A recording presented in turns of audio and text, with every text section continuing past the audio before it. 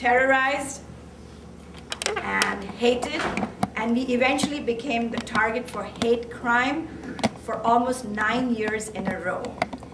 And of course, come September 11, and it got even worse, where he was threatened if he didn't cut his hair, he would be killed, he would be assassinated, he would have to walk in the school without any clothes.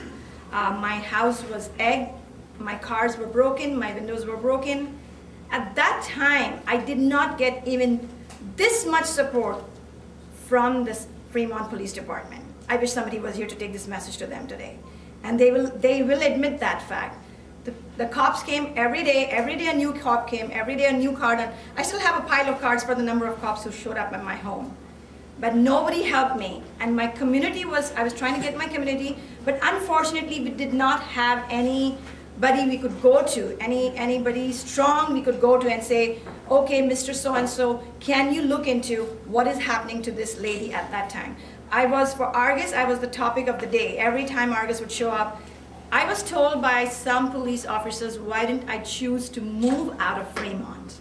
I was told by Channel 5, why didn't I decide to relocate? I mean, this was the most ridiculous thing that I could have been approached and told to move just because my son is wearing a turban.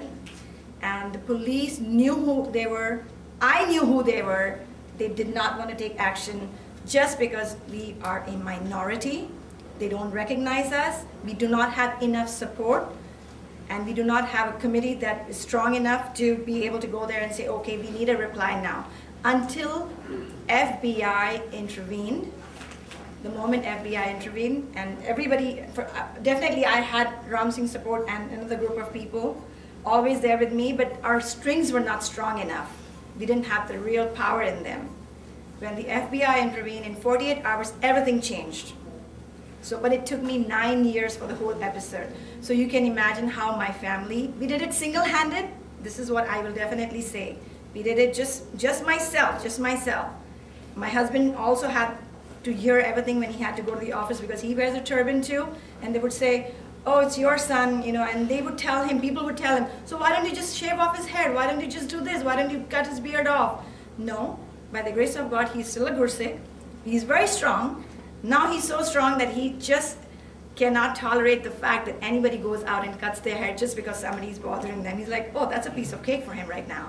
So I totally agree, and I want you to vote for the right people, but support this community. This is going to be what we're going to be banking on.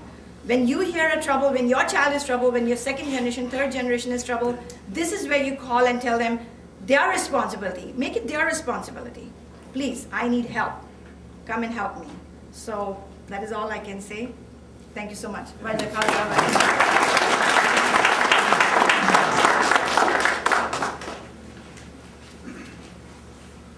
See, my stand over the years has been vindicated.